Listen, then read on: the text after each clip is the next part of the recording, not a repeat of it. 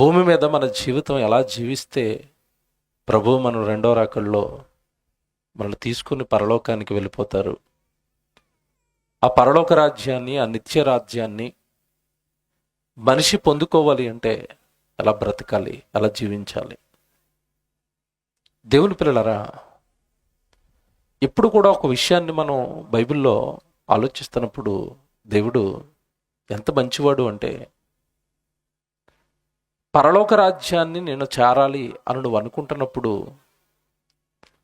ఆ పరలోక రాజ్యానికి వారసులైన వారి జాబితా రాయిస్తాడు బైబిల్లో. ఆ పరలోక రాజ్యాన్ని పోగొట్టుకున్న వారి జాబితా రాయిస్తాడు. మళ్ళా వినాలి జాగ్రత్తగా. పరలోక రాజ్యాన్ని స్వతంత్రించుకోబోయే వారి జాబితా, లిస్ట్ బైబిల్లో రాయించాడు. అదే హెబ్రీ పత్రిక 11వ అధ్యాయం అంతా. హెబ్రీ పత్రిక 11వ అధ్యాయం అనగానే విశ్వాస వీరుల జాబితా, లిస్ట్. ఆ అధ్యాయంలో మీకు ఎవరెవరైతే కనపడ్డారో వాళ్ళందరూ కూడా యేసుక్రీస్తుల వారు రెండవ రాకడలో పరలోకానికి వెళ్ళిపోతారు. రాసుకోండి జాగ్రత్తగా, చదువుకోండి. అక్కడ ఎవరు ఉంటారు అంటే, మొట్టమొదట అక్కడ ప్రస్తావించబడిన నీతిమంతుడు, విశ్వాసి, ఆ జాబితాలో మొదటి వ్యక్తిగా అక్కడ ఎవరు రాయబడతారు అంటే హెబేలు. ఈ భూమి మీద మొట్టమొదటి నీతిమంతుడు, అర్పణతో దేవుడిని మనసు గెలుచుకున్నవాడు మనకు కనబడతాడు. ఆ హెబేలు మొదలుకొని దేవుడు జాబితా రాయించాడు అక్కడ. విశ్వాస వీరుల జాబితా, పరలోక రాజ్యానికి అర్హుల జాబితా హెబ్రీ పత్రిక 11వ అధ్యాయం. అయితే వీళ్ళు అర్హత సంపాదించిన వారైతే ప్రభులోనికి వచ్చి కూడా పరలోకాన్ని, పరలోక రాజ్యానికి వెళ్లకుండా ప్రభు దగ్గరకు వచ్చి ప్రభు పక్కనే ఉండి ప్రభు వాక్యాలు విని సంఘంలోకి చేర్చబడి పరలోక రాజ్యపు అర్హత పోగొట్టుకున్న వారి జాబితా కూడా బైబిల్లో ఉంటుంది. యోధా పత్రిక చదువుతున్నప్పుడు అక్కడ ఎక్కువగా వాళ్ళు కనబడుతూ ఉంటారు మీకు. యోధా పత్రిక అంతా అదే. అంటే దేవుడు ఎంత బాగా రాయించాడు బైబిల్ అంటే, నేను చెప్పాను ఒక విషయం, మీలో ఎంతమంది గుర్తుందో, రక్షణ పొందిన వాళ్ళందరూ కూడా సత్యమును గూర్చిన అనుభవ జ్ఞానం కలిగి ఉండాలని దేవుడు ఇచ్చేస్తున్నాడని చెప్పిన మాట ఎందుకు ఈరోజు మీకు అర్థమవుతుంది. ప్రభులోనికి వచ్చిన తర్వాత డూస్ అండ్ డోంట్స్ అంటే చేయవలసినవి, చెయ్యకూడనివి, ఈ రెండు తెలియాలి నీకు. అవి తెలిస్తేనే పరలోక రాజ్యాన్ని పొందుకుంటావు. అవి తెలియాలి అంటే అసలు ముందు బైబిల్ను బాగా చదవటం అనేది ప్రతిరోజు నువ్వు ఒక అలవాటుగా మార్చుకోవాలి. ప్రతిరోజు బైబిల్ చదవాలి. విశ్వాస వీరుడు 11వ అధ్యాయం హెబ్రీ పత్రికలో మనకు కనబడితే, తప్పులు చేసి పాపాలు చేసి నరకానికి సిద్ధపడిన వాళ్ళు యోధా పత్రికలో కొంతమంది మనకు కనబడతారు. అందులో కయ్యను గురించి రాస్తాడు, బిలాము తప్పుడు మార్గంలో నడిచి వెళ్ళిపోయిన బిలాము గురించి రాస్తాడు. అంటే దేవుడు పరలోక రాజ్యానికి నువ్వు వారసుడు అవ్వాలి అంటే ఇదిగో వీళ్ళలా బ్రతుకు అని ఒక జాబితా ఇచ్చి వీళ్ళలా చెయ్యొద్దు అని మరొక జాబితా ఇచ్చాడు. అంటే ఇప్పుడు వీళ్ళని చూస్తే వీళ్ళలా బ్రతికితే రెండవ రాకడకు సిద్ధపడతాము, పరలోక రాజ్యానికి వెళతాము, ప్రభువుని ఎదుర్కొంటాము.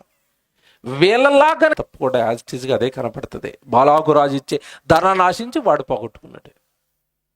బైబిల్లో జ్యేష్ఠత్వపు హక్కును పోగొట్టుకున్నాడు ఒక ఆయన. ఎవరు? ఏసావు. దేనికో పోగొట్టుకున్నాడు చెప్పండి? కిలో బంగారానికా? కాదండి, వాడి చరిత్ర మరీ దారుణం. చిక్కుడుకాయల కూరట, మరీ దారుణం కదండి. చిక్కుడుకాయ కూర అంటే ఇక్కడ ఆహారం కానివ్వండి, వాడు పడిపోవడానికి కారణమైన ఆహారం కానివ్వండి, బిలాము పడిపోవడానికి కారణమైన ఆహారం బిలాము పడిపోవడానికి కారణమైన డబ్బు కానివ్వండి, తర్వాత ఇస్కరియోతు యోధా పడిపోవడానికి గల కారణం ధనం కానివ్వండి, అననీయ సప్రాలు పడిపోవడానికి గల కారణం భూములు కానివ్వండి. ఒక రకంగా వీళ్ళందరూ చూస్తుంటే మీకు వాళ్ళ ఆశలు రకరకాలుగా కనపడుతున్నా దానికి మూలం ఒకటి ఉంటుంది. ఆ మూలాన్ని ఈరోజు మీకు ఇచ్చేస్తాను. బాగా వినాలి, కొంచెం డెప్త్. భూమి మీద ఉన్న ఏ మనిషి పరలోక రాజ్యాన్ని పోగొట్టుకున్నాడన్నా దానికి మూలం ఒకటి ఉంటుంది. నేను మూలానికి తీసుకెళ్తాను. డబ్బు అనొచ్చు, తిండి అనొచ్చు, లోక ఆశలు అనొచ్చు, ఏదో శరీర మాయలో పడి వ్యభిచారం చేశాడు అనొచ్చు. మూలం ఏది మీరు విషయం చెప్పినా దానికి మూలం ఒకటి ఉంటుంది. ఆ మూలాన్ని పట్టిస్తాను ఈరోజు నేను. అంటే మూలానికి మందేస్తాం అనమాట. కొబ్బరి చెట్టు కాయలు కాయట్లేదు అనుకోండి, మందు ఎక్కడ వేయాలి? పైన కింద తవ్వి ఏర్ల దగ్గర. మందు ఎక్కడ వేయాలమ్మా? ఏర్ల దగ్గర. ఏ చెట్టు కాయకపోయినా మందు ఎక్కడ వేయాలి? వేర్ల దగ్గర. మూలాన్ని వేస్తే అప్పుడు సెట్ అవుతుంది. సమస్యకు మూలం ఉంది. బాగా వినండి. పరలోక రాజ్యాన్ని ఏ వ్యక్తి పోగొట్టుకుంటున్నాడన్నా, సమస్యకు మూలం ఒకటి ఉంది. ఆ మూలాన్ని ఓపెన్ చేస్తాను ఈరోజు నేను. ఇది నేను కదా ఓపెన్ చేసింది, బైబిల్లో దావీదు గారు ఓపెన్ చేశారు. క్రీస్తుకు పూర్వం కొన్ని వందల సంవత్సరాల క్రితం దావీదు గారు తన కీర్తనలో ఈ విషయాన్ని ఓపెన్ చేసేటి. కీర్తన గ్రంథం తీద్దాం ఒకసారి. 119వ కీర్తన 25 చూద్దాం. అందరు బైబిల్ తీయండి. కీర్తన గ్రంథం 119వ కీర్తన 25వ వచనం చదువుతున్నాను. నా ప్రాణము మంటిని హత్తుకొనుచున్నది, నీ వాక్యము చేత నన్ను బ్రతికించు. బ్రతికించు, నేను చచ్చిపోతాను తండ్రి, బ్రతికించు. చచ్చిపోవటం అంటే ఏంటి తెలుసా? బ్రతికించు అంటున్నాడు కదా, నీ వాక్యము చేత నన్ను బ్రతికించు అంటున్నాడు కదా. బ్రతికించు అంటే అర్థం ఏంటి తెలిసింది? లోకానికి తెలిసింది ఒక మరణమే. ఏ మరణం?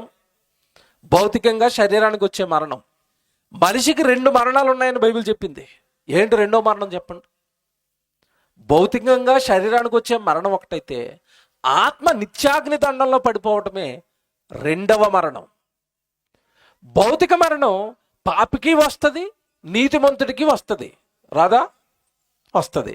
కానీ ఈ రెండవ మరణం చూశారు, అది భయంకరం. అగ్నిలోనికి వెళ్ళిపోయేంత భయంకరం, అగ్ని కాల్చేసేటంత భయంకరం. ఆ రెండవ మరణం అనగా నిత్యాగ్ని దండన, ఆ చావును ప్రభు మనసెరిగిన వాడు ఎవ్వడు కూడా కోరుకోడు. దానిని తప్పించమని ప్రభువుని వేడుకుంటాడు. నేను పరలోకం రావాలి తండ్రి, ఆ పాతాళానికి నేను జారిపోను అని ప్రతి భక్తుడు కోరుతాడు దేవుణ్ణి. దావీదు అంటున్నాడు, ఇది కొంచెం కష్టం అండి అర్థం చేసుకోవటం. మ్యాక్సిమం నేను ట్రై చేస్తాను మీకు అర్థం చేయించడానికి. ఆ వచనం, ఆ ఒక్క వచనం అర్థమైతే ప్రభులో నుంచి మనల్ని లాగేసేది ఏంటో, పరలోక రాజ్యానికి మనం వెళ్లకుండా నిత్యాగ్ని దండనకు మనల్ని గెంటేసేది ఏంటో మూలం ఈరోజు మీకు దొరికిపోద్ది. మళ్ళీ చదువుతాను 25వ వచనం. నా ప్రాణము మంటిని హత్తుకొనుచున్నది అన్నాడు. చూడండి, ఈ మాట రాస్తున్నది దావీదు గారు. తండ్రి, దివారాత్రులు నీ బైబిల్ చదివాను, నీ కొరకు బ్రతకాలనుకుంటున్నాను, కానీ నా ప్రాణం ఉంది చూశారు. నా ప్రాణం అంటే నా దేహం, ఈ శరీరం ఉంది చూశారు, ఇది మాత్రం ఎప్పుడు దేన్ని హత్తుకుంటుంది అంటున్నాడు? మట్టిని హత్తుకుంటుందట. హత్తుకోవటం అంటే అర్థం ఏంటి? హత్తుకోవటం అన్న పదం మీకు బైబిల్లో ఎక్కువసార్లు ఎక్కడ వింటారు చెప్పండి? ఏ సందర్భంలో వింటారు? ప్రతి పెళ్లిలోనూ ఒక రెఫరెన్స్ చదివిస్తారు. ఏంటది? పురుషుడు తన తల్లిని తన తండ్రిని విడిచి అమ్మగారిని హత్తుకుంటాడు. విన్నారా? హత్తుకోవడం అంటే అర్థం ఏంటి? తల్లిని తండ్రిని కూడా మరిచిపోయి వీళ్ళిద్దరూ ఒకటైపోతారని అర్థం. అంతేనా? హత్తుకోవటం అన్న పదానికి అర్థం ఏంటంటే ఒకటైపోతారు, అంటే ఒక రకంగా విడదీయరాని బంధంగా మారిపోతారు. ఇక ఆ బంధంలో పడితే తల్లి జ్ఞాపకం రాదట, తండ్రి జ్ఞాపకం రాదట. నిజమేనండి, ఇది భార్య భర్తలైన వాళ్ళు అందరికీ తెలిసింది. పైకి ఏదో మా అమ్మ అంటే నాకు ఇష్టం అన్నా, లేదు ఈవిడే ఇష్టం ఆయనకి, పైకాల అమ్మ బాధపడుతుందని అంటాడు. ఎందుకంటే దేవుడు రాయించిన మాట తప్పదు అది. పురుషుడు తన తల్లిని తండ్రిని విడిచి ఎవరిని ఎత్తుకుంటాడు అంటే ఇక వాళ్ళని ఎవ్వరు విడదీయలేరు, అంతలాగా ఒకటైపోతారు వాళ్ళిద్దరు. అదే పదాన్ని దేవుడు ఇక్కడ ప్రయోగించి అంటున్నాడు, నా ప్రాణము మట్టిని ఏం చేస్తుంది అంటున్నాడు? హత్తుకుంటుందంటే అర్థం ఏంటి? నా ప్రాణం మట్టిని విడిచిపెట్టలేకపోతుంది. మధ్యలోనికి దేవుడు వచ్చి, ఒరే నన్ను కదా హత్తుకోవాలి, మట్టిని హత్తుకున్నావు ఏంటంటే, లేదు ప్రభు ఇది నాకు చాలా టేస్ట్గా ఉందని దీన్ని అతుక్కుపోయాడట. దేన్ని అతుక్కుపోయాడండి మనిషి? మట్టిని. ఏమంటే మీరు అక్కడ రాయబడినట్టుగా ఆలోచిస్తే ఏం అర్థం కాదు. మట్టిని ఎత్తుకోవటం ఏంటండి? ఏమంటే మీ దగ్గర కరెక్ట్గా కూర్చున్నారు, గ్రౌండ్లో కూర్చున్నారు కదా, మీ కిందకు మట్టి ఉందా? మట్టిని ఏమన్నా మీరు అత్తుకున్నారా? ఇదంటే ఐ లవ్ యూ మట్టి అంటున్నారా? దేవుడేటి అలా రాయించాడు? నా ప్రాణం మట్టిని హత్తుకుపోయింది, దాంతో ఒకటైపోయింది. ఏమనిది దావీదు గారు రాస్తున్న ప్రతి మనిషి జీవితంలో జరిగే పొరపాటునని రాశాడు అక్కడ. మనిషి మట్టిని అతుకుపోయాడట. ఏమంటే మట్టి అంటే మీకు అర్థం కాదని చెప్తాను. చదువుకున్న వాళ్ళు ఉంటే ఈజీగా అర్థమవుతుంది, కొంచెం చదువు లేకపోయినా మ్యాక్సిమం మీకు అర్థం చేయించడానికి ట్రై చేస్తాను. ఈరోజు మనం అనుభవిస్తున్న ప్రతిదీ కూడా ఎక్కడి నుంచి పుడుతుంది తెలుసా? మట్టిలో నుండే పుడుతుంది. ఉదాహరణ, సభాస్థలంలో ఆడపిల్లలు ఎక్కువ ఉన్నారు కదా, మీరు ఏ స్త్రీని నిలబెట్టినా మీకు ఏమంటే బాగా ఇష్టం అని అడగండి. ఫస్ట్ చెప్పేది ఏంటో తెలుసా? స్త్రీలు నీకు ఏదంటే ఇష్టం అంటే ఫస్ట్ ఏ పేరు చెప్తారు చెప్పండి. పైకి అంటలేదు కానీ మీరు మనసులో అనుకున్నారు. ఏంటో తెలుసా? బంగారం. అవునా కదా? నవ్వుకున్నారంటే అదే నిజం. ఫస్ట్ బంగారం, రెండు పట్టు చీరలు. ఈ రెండు అంటే మాకు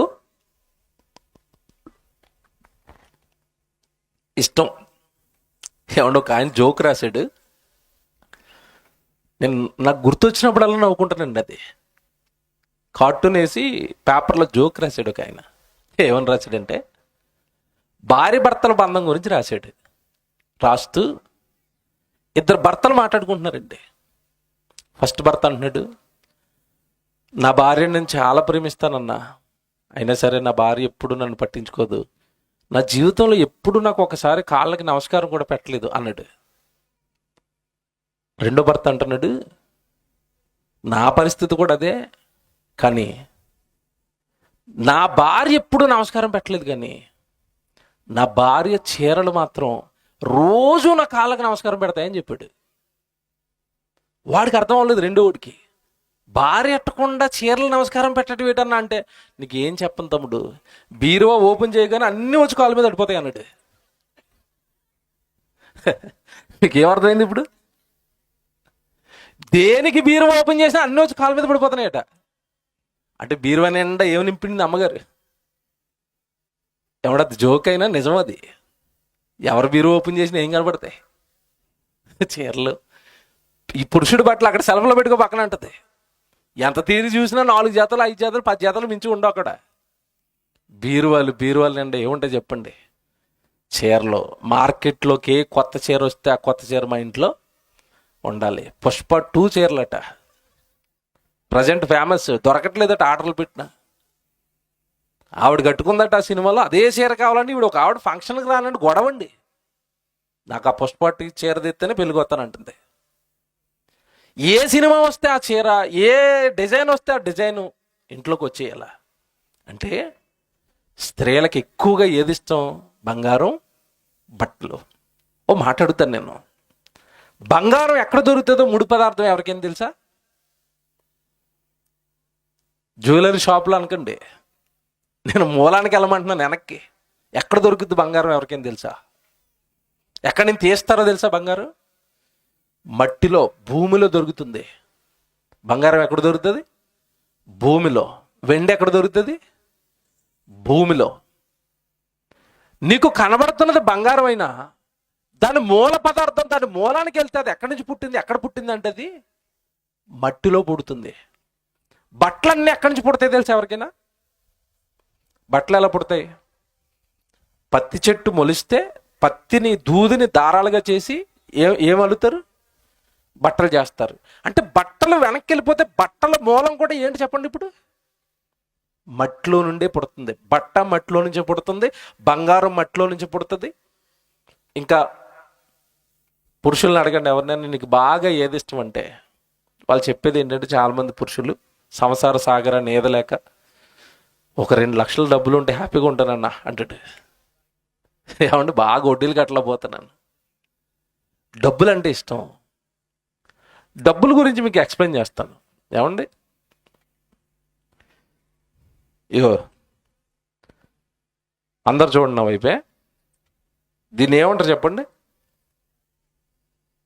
ఏమంటారని అడిగాను. అంకి చెప్పారు చూసారా టక్కమని. అంటే అది ఎంతో చూపిస్తారు ఒకేసారి. దీన్ని డబ్బులు అంటారండి. అవునా? ఇవి డబ్బులా? మళ్ళీ అడుగుతున్నానమ్మా, డబ్బులేనా? భయపడకుండా చెప్పండి, ఏంటివి? డబ్బులేనా? దేంతో తయారు చేశారు? పేపర్తో. ఇగో మీకు పక్కన ఇంకోటి చూపిస్తున్నాను చూడండి, ఇదేంటిది? పేపరు. ఇప్పుడు ఈ రెండాటిలో ఎవరినైనా పిలిచి ఏది కావాలో తీసుకోండి, ఏది తీసుకుంటారు? ఇదేందుకు తీసుకుంటున్నారు? ఇది వద్దా? ఈ రెండు పేపరే కదా. దీనికి విలువ ఉంది. మార్కెట్కి వెళ్ళి ఏమైనా కొనుక్కోవచ్చు. ఈ పేపర్ దేనికి పనిచేయదు. కానీ రెండు పేపర్లే. పేపర్ ఎలా తయారవుతుంది ఎవరికైనా తెలుసా? చెట్టు నుండి వస్తుంది. చెట్టు ఎక్కడి నుంచి వచ్చింది? మట్టిలో నుంచి వచ్చింది. అంటే ఈ డబ్బులు కూడా ఎక్కడి నుంచి పుట్టాయి? ఇప్పుడు మట్టిలో నుంచి పుట్టాయి. దావీదు గారి మాట ఒకసారి గట్టిగా అనండి అందరూ. నా ప్రాణము మట్టిని హత్తుకొనుచున్నది. నువ్వు బంగారమను, నువ్వు వెండను, నువ్వు డబ్బాను, నువ్వు పట్టుచీరలను దాని మూల రాస్తానని మూల రాశాడు ఆయన. ఏంటి మూలం? ఇవన్నీ ఎక్కడి నుంచి పుడుతున్నాయి? మట్టిలో నుంచి పుడుతున్నాయి అంటే అబ్బా ఏమి మాట రాశాడు తెలుసా? కొన్ని వేల సంవత్సరాల క్రితం అయినా. మనిషి హృదయం మట్టిని ప్రేమిస్తుంది అంటే మట్టిలో నుండి పుట్టే డబ్బు, మట్టిలో నుండి పుట్టే వస్తువులు, మట్టిలో నుండి పుట్టే చీరలు, బట్టలు, మనిషి ప్రాణం దీన్ని హత్తుకుపోయి జీవితాన్ని ఇచ్చిన దేవుణ్ణి విడిచిపెట్టేస్తుంది. బాగా ఆలోచించాలని చెప్పేది. ఇప్పుడు ఇందాక ప్రారంభంలో కొంతమంది చెప్పాను కదా, పరలోక రాజ్యానికి వెళ్లకుండా అన్యాయం చేసి అక్రమం చేసి దేవుడికి దూరం అయిపోయి నరకానికి వెళ్ళిపోయిన వారు జాబితా చెప్పాను కదా. అందులో ఒక ఆయన పేరు చెప్పాను, యేసుప్రభు పక్కనే ఉన్న శిష్యుడి పేరు. ఎవరు? ఇస్కరియోతు యోధా. ఏం ఆశించి నరకానికి వెళ్ళిపోయాడు చెప్పండి? 30 వెండి నాణాలు. ఇప్పుడు దావీదు గారి భాషలో చెప్పండి, వాడు దేన్ని ఆశించాడు? వెండి ఎక్కడి నుంచి పుడుతుంది? మట్టి. అంటే యోధాగాడు మట్టిని అతుకుపోయి దేని పోగొట్టుకున్నాడు? దేని పోగొట్టుకున్నాడు? పరలోక రాజ్యాన్ని పోగొట్టుకున్నాడు. జాగ్రత్తగా వినాలి, జాగ్రత్తగా వినండి. మట్టిని మనం ఎందుకంటే హత్తుకుంటాం? మట్టిని మనం ఎందుకంటే ప్రేమిస్తామంటే మన శరీరం పుట్టింది దేంట్లో చెప్పండి? తొలి శరీరాన్ని దేవుడు దేనితో చేశాడు? మట్టితో పుట్టింది. మట్టి లోకంలో నుండి పుట్టిన ఈ దేహం దేని కోరుకుంటుంది? ఎప్పుడు మట్టినే కోరుకుంటుంది. ఆడపిల్లలు అడగండి, పుట్టిల్లు ఇష్టమా అత్తిల్లు ఇష్టమా అని. ఇల్లు ఇష్టం. పెళ్ళైపోయి 20 సంవత్సరాలు అయినా మాకు అమ్మగారి ఇల్లే ఇష్టం. అమ్మగారి ఇల్లు మా పుట్టినిల్లు, అది మాకు ఇష్టం. శరీరం ఎక్కడి నుంచి పుట్టింది? శరీరానికి పుట్టినిల్లు అని చెప్పండి? మట్టి. కాబట్టి దానికి ఏది ఇష్టం? మట్టిలో నుండి పుట్టిన తిండి ఇష్టం, మట్టిలో నుండి పుట్టిన చీరలు ఇష్టం, మట్టిలో నుండి పుట్టిన బంగారం ఇష్టం, మట్టిలో నుండి పుట్టిన వెండి ఇష్టం. చివరికి మట్టి కోసం జీవితం ఇచ్చిన దేవుడికి కూడా మేము ఏం చేసేస్తాం? అన్యాయం చేస్తాం, అక్రమం చేస్తాం. మీకు అర్థమైంది? ఇప్పుడు దావీదు గారు ఎంత గూఢార్థంతో కూడిన ఒక మాట చెప్పాడు చూడండి, కొన్ని వేల సంవత్సరాల క్రితం. ఈ మట్టిని ప్రేమించిన వాడు చివరికి ఎలా మారిపోతాడంటేనండి, చదువుతాను చూడండి, అక్కడికి వచ్చేయండి, కీర్తన గ్రంథానికి వచ్చేయండి. ఆయన ఎంత డెప్త్లో చెప్పాడు విషయాన్ని అంటే, కీర్తన గ్రంథం 119వ కీర్తన 25. నా ప్రాణము మంటిని హత్తుకొనుచున్నది, నీ వాక్యము చేత నన్ను. అంటే ఈ మట్టి మాయలో నుండి బయటికి రావాలి మనిషి అంటే అతని దగ్గరికి వెళ్ళాల్సింది ఏంటంటే ఇప్పుడు వాక్యం. అంటే రాకడకు సిద్ధపరిచేది, ఈ మట్టి లోకం మీద మమకారాన్ని చంపి పరలోకం పైన నీకు ప్రేమను పుట్టించేది వాక్యం. ఆ వాక్యం నీకు వింటే పరలోకం విలువ అర్థమవుతుంది. మధ్యాహ్నం చెప్పాను ఒక ప్రసంగం, అయ్యగారు మళ్ళీ జ్ఞాపకం చేశారు, నాకు ఎంత ఆనందం వచ్చిందో. అసలు ఈ లోకంలో ఉన్న స్థలాలన్నీ కోరుకుంటున్న మనిషి పరలోకపు స్థలము విలువ తెలిస్తే ఈ జీవితాన్నే పనంగా పెట్టేస్తాడు. నెట్లో ఉంది, మీరు వినండి, అది మంచి ప్రసంగం, మీ ఆత్మీయ జీవితానికి చాలా మేలుకరం. అది సిబిటి మియాపూర్ అని కొట్టినా నా ఛానల్ కనబడుతుంది, లేదా వర్డ్ ఆఫ్ జీసస్ క్రైస్ట్ అని కొట్టినా నా ఛానల్ కనబడుతుంది. మీరు వినండి ఆ ప్రసంగం. అయ్యగారి ఫోటో నా ఫోటో ఉండి డే క్లాస్ అని ఉంటుంది, ఆ ప్రసంగం వినండి. ఈరోజు పరలోకం విలువ తెలియక, పరలోకంలో ఉన్న దేవుని విలువ తెలియక, అది ఎంత గొప్ప లోకమో తెలియక, మరణం తర్వాత ఎంత హాయిగా సుఖంగా ఉంటామో తెలియక, ఎంతటి గొప్ప గొప్ప ఏర్పాట్లు దేవుడు మరణం తర్వాత లేదంటే యేసుక్రీస్తుల వారి రెండవ రాకడలో తీసుకువెళ్ళే వారి కొరకు చేశాడో తెలియక అనవసరంగా ఈ మట్టి మాయలో పడ్డదండి ఈ లోకం. వేలకు వేల కోట్లు, వేలకు వేల ఎకరాల భూములు, ఏమంటే లగ్జరీ కార్లు, లగ్జరీ లైఫ్ని కోరుకుని, ఏమంటే దాన్ని సంపాదించడం కోసం ఈ జీవితాన్ని దేవుడికి దూరం పెట్టుకుని, దేవుడి కొరకు దేవుడి దగ్గరికి రాక, దేవుడికి ఏమి ఖర్చు పెట్టక, దేవుడికి ఏమి ఇవ్వక, ఈ లోకంలో ఉన్న మనుషులను చూసి మోసపోయి వారు మాయలో పడి ఇదే జీవితం అనుకుని వాళ్ళేదో లోకంలో సుఖపడుతున్నారు కనుక నేను సుఖపడాలని చక్కటి దైవ గ్రంథాన్ని చేతుల్లో పెట్టుకుని చచ్చిపోయిన తర్వాత జీవితం ఉందని గుర్తెరిగి యేసుక్రీస్తుల రెండో రాకడలో నేను పరలోకానికి వెళ్ళిపోతాను, ఈ లోకం నాది కాదు అని తెలిసి కూడా క్రైస్తవుడు వాళ్ళనే వెంబడిస్తున్నాడు. ఎంత దౌర్భాగ్యం అండి ఇది. ఏమండి, ప్రతి చచ్చిపోయిన శవం దగ్గర శవాన్ని తీసుకెళ్తున్నప్పుడు మన వాళ్ళందరూ ఒక పాట పాడతారు. ఏ పాట చెప్పండి, జ్ఞాపకం చేసుకోండి. ఏ పాట?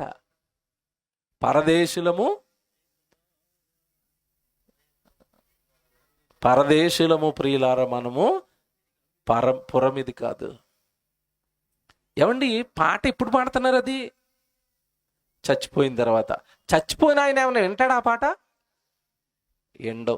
అది ప్రతి చర్చిలో ప్రతి ఆదివారం పాడుకోవాలంటాను నేను. ఎందుకంటే మనది దేశం కాదు అని మనకు అర్థమైపోయింది అనుకోండి, అప్పుడు ఆ దేశం కోసం సిద్ధపడతాం.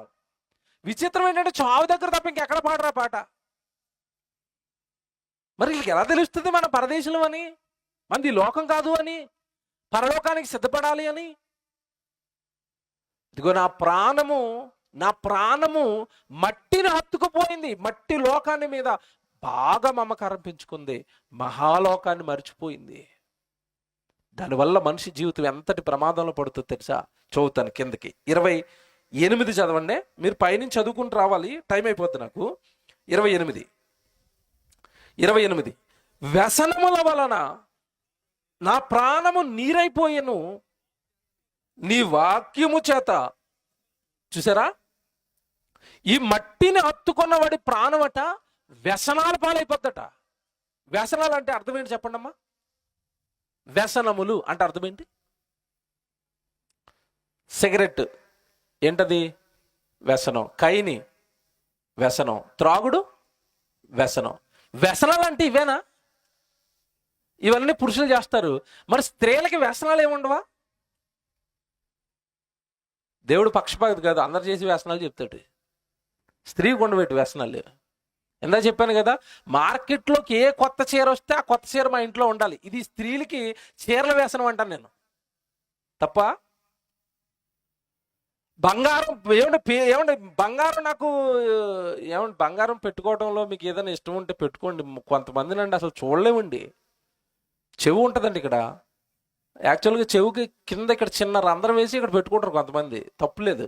ఒక ఆవిడండి ఈ పైన ఒకటి వేసిందండి, ఈ పైన ఒకటి వేసిందండి, ఈ పైన ఒకటి వేసిందండి, ఈ చెవు మొత్తం హోల్స్ పెట్టేసిందండి.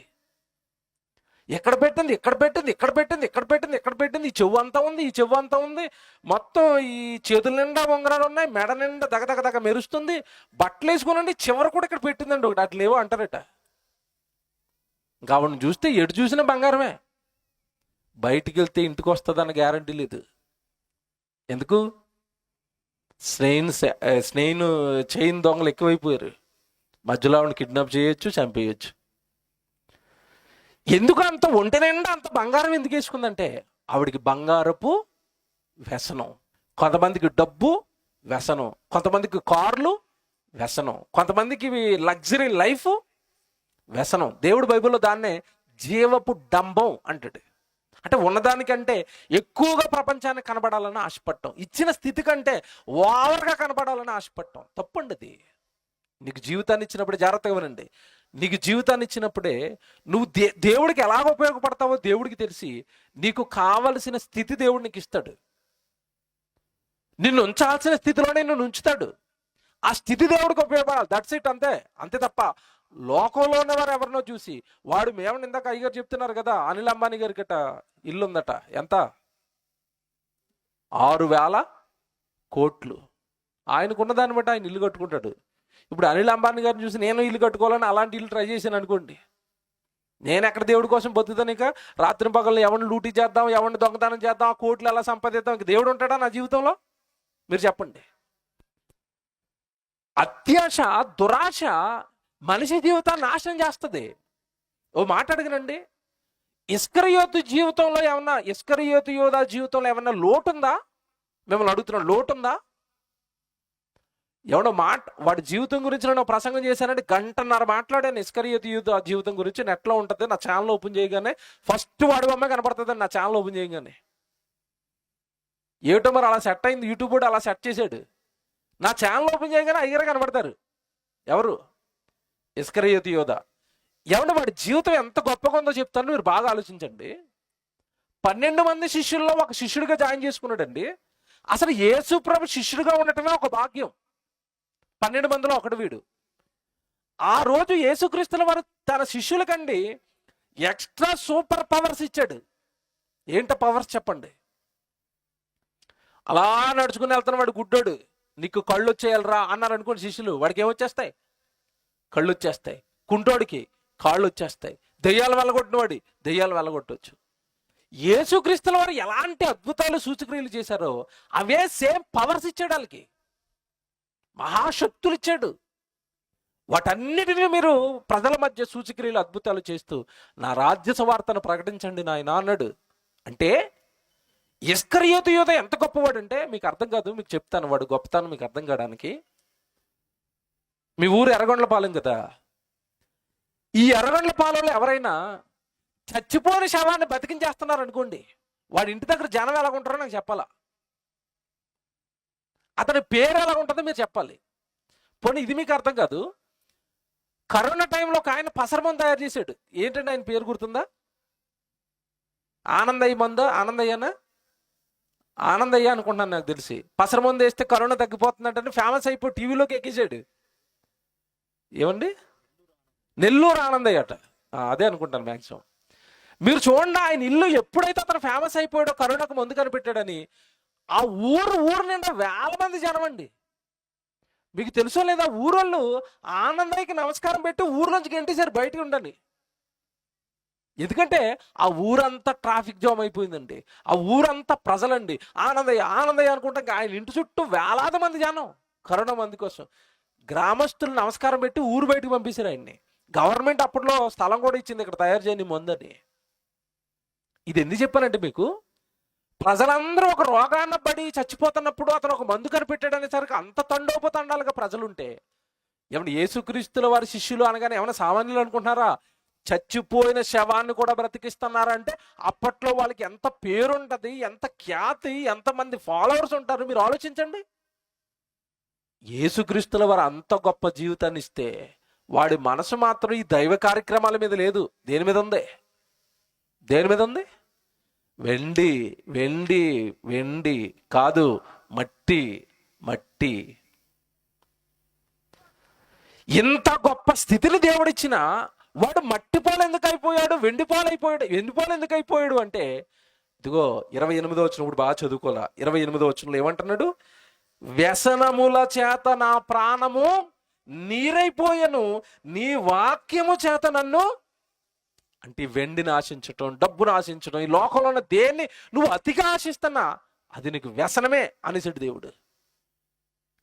చాలా మంది టీవీ చూడటం, ఏమంటే త్రాగుబోతులుగా ఉండటం, ఇవి మాత్రం వ్యసనాలు అనుకుంటున్నారేమో. కాదు, లోకాన్ని నువ్వు అతిగా ఆశించటం వ్యసనం. బ్రతకడానికి డబ్బు అవసరం, కట్టుకోవడానికి బట్టలు అవసరం, తినడానికి తిండి అవసరం, అక్కడ వరకే, అవసరాల వరకే. నీడ్స్ అవి, అవసరాల వరకు దాన్ని వాడుకో, తప్పులేదు. అతిగా దాని మీదే మనసు పెట్టుకోవటం వ్యసనం. మళ్ళీ చెప్తున్నాను, బట్టలు అవసరం అంతే తప్ప బీరువాలు బట్టలు నింపటం ఏమవుతుంది? అది అవసరం కాదు, అదేంటది? వ్యసనం. జయలలిత గారు మీకు తెలుసు కదండి, తమిళనాడు సీఎం. చచ్చిపోయింది ఆవిడ చచ్చిపోయిన తర్వాత అండి ఆవిడ బట్టలు లెక్క పెట్టారండి. చీరలు లెక్క పెడితే ఎన్నున్నా తెలుసండి? 10,000 చీరలు ఉన్నాయట. ఎన్నండి? 10,000 చీరలు. అలాగని మీరు కట్టుకుని 500-1000 రూపాయల చీరలు కదా అవి. ముఖ్యమంత్రి గారు ఎలాంటి కడతారు చీరలు? ఒక్కొక్కటి 20,000, 30,000 చీరలు, 10,000 ఉన్నాయట. 600 చెప్పుల జతలు ఉన్నాయటండి. ఎందుకమ్మా ఇన్ని కొనేసావంటే, అవంటే మాకు వ్యసనం. మట్టిని అంటే ఈ మట్టి లోకంలో నుండి పుట్టిన దేన్ని నువ్వు అతిగా ప్రేమించినా నువ్వు వ్యసనపరుడుగా మారిపోతావు. ఆ వ్యసనం చివరికి దేవుణ్ణి కూడా నీకు దూరం చేసేస్తుంది. దేవుడి మీద ఉన్న భక్తిని తగ్గిస్తుంది, దేవుడి మీద ఉన్న ప్రేమను తగ్గిస్తుంది. పరలోక రాజ్యానికి వెళ్ళాలన్న ఏమంటే ఆ ఆకాంక్షలో నుంచి ఈ లోకపు మాయలో నిన్ను ముంచేస్తుంది. అందుకే దేవుడు బైబిల్ ఖచ్చితంగా ఒక మాట రాశాడు. ఖచ్చితం ఈ మాట చాలా మందికి నచ్చదు, కానీ అది ఖచ్చితం. ఈ లోకాన్ని ప్రేమించిన వాళ్ళందరికీ ఆ మాట చాలా బాధిస్తుంది. యోహాను గారు రాసిన మొదటి పత్రిక రండి. యోహాను గారు రాసిన మొదటి పత్రిక, యోహాను గారు రాసిన మొదటి పత్రిక 2వ అధ్యాయానికి రండి. యోహాను గారు రాసిన మొదటి పత్రిక 2వ అధ్యాయము 15వ వచనం చూద్దాం. అందరం 15 నుంచి చూద్దాం. యోహాను గారు రాసిన మొదటి పత్రిక 2వ అధ్యాయము 15వ వచనం చదువుతున్నారు. ఈ లోకమునైనను ఈ లోకములో ఉన్న వాటినైనను ప్రేమించకండి. అండర్లైన్ చేయండి. ఈ లోకమునైనను ఈ లోకములో ఉన్న వాటినైనను మనిషి ఏం చేయకూడదు? ప్రేమించకూడదు. లోకంలో ఉన్నవి అంటే లోకంలో ఏముంది? చాలా ఉన్నాయి. బట్టలు ఉన్నాయి, తిండి ఉన్నాయి, వస్తువులు ఉన్నాయి, చాలా ఉన్నాయి కదండి. డబ్బు ఉంది, బంగారం ఉంది, వెండి ఉంది, విలాసవంతమైన బిల్డింగ్స్ ఉన్నాయి, పార్కులు ఉన్నాయి. నీకు ఈ లోకాన్ని చూస్తే అందమైన లోకం ఇది. ఈ లోకాన్ని కట్టింది దేవుడు. బాగా వినాలి. ఏమన్నా ఆయనే కట్టాడు కదా, ఆయన ప్రేమించొద్దు అంటున్నాడు ఏంటని చాలా మందికి డౌట్. ఆయన కట్టింది నువ్వు దీన్ని ప్రేమించమని కాదు, దీన్ని వాడుకోమని. బాగా వినాలి, డిఫరెన్స్ తెలియదు చాలా మందికి. ఈ లోకాన్ని నువ్వు వాడుకొని తన కొరకు బ్రతకమని ఈ లోకాన్ని కట్టాడు తప్ప తనను మర్చిపోయి ఈ లోకపు ప్రేమలో పడమని కట్టలేదు. మీకు ఎలా చెప్తే అర్థం కాదు, ఉదాహరణ కూడా చెప్తాను నేను. మీరు ఈ లోకమునైనను, నెక్స్ట్ ఈ లోకములో ఉన్న వాటినైనను మీరేం చేయకూడదు? ప్రేమించకూడదు. ఎవరిని ప్రేమించాలి మీరు? లోకాన్ని కాదు. లోకాన్ని కలిగించి నిన్ను కలిగించి నీ రాక కోసం నిరంతరం ఎదురు చూస్తున్న పరలోకంలోని నీ తండ్రిని, నీ కొరకు ప్రాణం పెట్టిన యేసుక్రీస్తుల వారిని, నిన్ను రక్షించడానికి సదా నీలో ఉండి నిన్ను కాచి కాపాడుతున్న పరిశుద్ధాత్మ దేవుడిని, వాళ్ళున్న మహాలోకం పరలోకాన్ని, నీ నిత్యజీవం ఉన్న లోకాన్ని, ఆ లోకాన్ని ప్రేమించాలి, ఆ దేవుణ్ణి ప్రేమించాలి తప్ప ఈ లోకాన్ని ప్రేమించటువంటి. ఈ లోకాన్ని మీరు ప్రేమించారా, తండ్రి ప్రేమ మీలో ఉండదు. ఎవడు మాట్లాడుతాను నా వైపు చూడండి అందరూ సీరియస్గా. ఈ లోకాన్ని ప్రేమించిన వాళ్ళు అట తండ్రి ప్రేమ ఉండదట. ఏమంటే తండ్రి ప్రేమ ఏంటి చెప్పండి? తండ్రి ప్రేమ ఏంటి? తండ్రి ప్రేమ స్వరూపి. తండ్రి ప్రేమ ఎలాంటిది అంటే క్షమిస్తుంది. తండ్రి ప్రేమ ఎలాంటిది అంటే వాడు ఎంతటి చెడ్డవాడైనా దగ్గరికి తీసుకుంటుంది. ఆప్యాయత. ఏమంటే మనం ఆత్మఫలాలు చదువుకుంటాం గలతీ పత్రికలో. ప్రేమ, సంతోషం, దీర్ఘశాంతం, దయాళుత్వం, సాత్వికం, మంచితనం. ఇవన్నీ ఎవరి లక్షణాలు చెప్పండి? ఇవన్నీ తండ్రివి. బాగా వినాలి. లోకాన్ని ప్రేమించిన వాళ్ళు చూడండి, ఈ లక్షణాలన్నీ మాయమైపోతాయి. ఎలాగా? దేవుడు అనగానే ప్రేమ స్వరూపి. లోకాన్ని ప్రేమించిన వాళ్ళు ప్రేమ ఉండదండి. ఎలాగో ఒక ఉదాహరణ చెప్పనా? అన్నదమ్ములిద్దరూ ఒకే తల్లి గర్భాన్ని పుడతారు. చిన్నప్పటి నుంచి ఆడుకుంటారు, చిన్నప్పటి నుంచి కలిసిమెలిసి పెరుగుతారు, చిన్నప్పటి నుంచి ఒకటి కష్టాలలో ఒకటి తోడుగా ఉంటారు. ఈ చిన్నవాళ్ళిద్దరూ పెద్దలు అయ్యారు. పిల్లలిద్దరు, అన్నదమ్ములిద్దరు, పెళ్ళి అయిపోయింది, అమ్మనాన్నలు చచ్చిపోయారు. నెక్స్ట్ జరిగే ప్రోగ్రామ్ ఏంటో నాకు చెప్పాలి. అమ్మనాన్నల తదనంతరం అన్నదమ్ముల మధ్య ఏం జరుగుతుంది? ఆస్తి పంపకాలు. అక్కడ గొడవ పడని ఒక వ్యక్తిని చూపించండి ప్రపంచంలో. మొన్న ఈ మధ్యకాలంలో ఒక ఫోటో చూసండి, ఓ పక్క నవ్వుకున్నాను, ఒక పక్క బాధపడ్డాను. అన్నదమ్ములు ఇద్దరు ఆస్తి పంపకాలు వేసుకున్నారండి. ఆస్తి పంపకాలు వేసుకుంటే ఆస్తి సమానంగా పంచుతున్న మధ్యలో బాత్రూమ్ అడ్డొచ్చింది. బాత్రూమ్ అడ్డొస్తే ఇద్దరిలో ఎవడో ఒకటి ఏమనాలి చెప్పండి? ఒరే చిన్నోడా, నువ్వు కష్టపడి కట్టుకున్నావు కదరా, చిన్నది నేను నాకు తక్కువైతే ఏముందిరా, బాత్రూమ్ నువ్వు తీసుకో అనాలి, లేదా పెద్దోడు అనాలి. అనలేదండి, ఇద్దరు మధ్యలోకి వేసారు గోడ. బాత్రూమ్ మధ్యలోకి వేసేస్తేనండి కింద కుండే ఉంటుంది కదా కూర్చునేది, సగం ఆడికెళ్ళింది, సగం ఈడికెళ్ళింది. ఇప్పుడు ఆడు కూర్చోలేడు, అందులో ఈడు కూర్చోలేడు, మధ్యలో గోడ ఉంది. ఎంత దరిద్రం ఏంట్రా బాబు జీవితాలు అనిపించింది నాకు. ఏమంటే కొంచెం అలా జరుపుకుంటే ఈ కుండి ఈడికి ఉపయోగపడుతుంది కదా. అబ్బే ఇంచీడు జరగడానికి కుదరదు. ఏమన్నా మాట్లాడుతాను, వీళ్ళల్లో తండ్రి ప్రేమ ఉందంటారా, దేవుని ప్రేమ ఉందంటారా?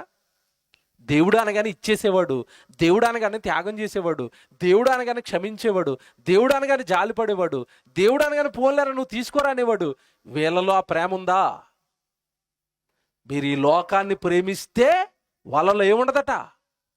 తండ్రి ప్రేమ ఉండదండి. జాలి, దయ, చెల్లి, తమ్ముడు, అక్క, అన్న, పోలే, మనవాళ్లే, ఈ బంధాలు ఏముండవు. డబ్బు విషయంలో మనిషి రాక్షసుడుగా, మృగంగా మారిపోయాడు. ఈరోజు మృగాలు అయిపోయారండి. జరుగుతున్న నరహత్యలన్నిటి వెనకాల ఉంటే అక్రమ సంబంధం ఉంటుంది, లేకపోతే రెండోది ఏంటి చెప్పండి?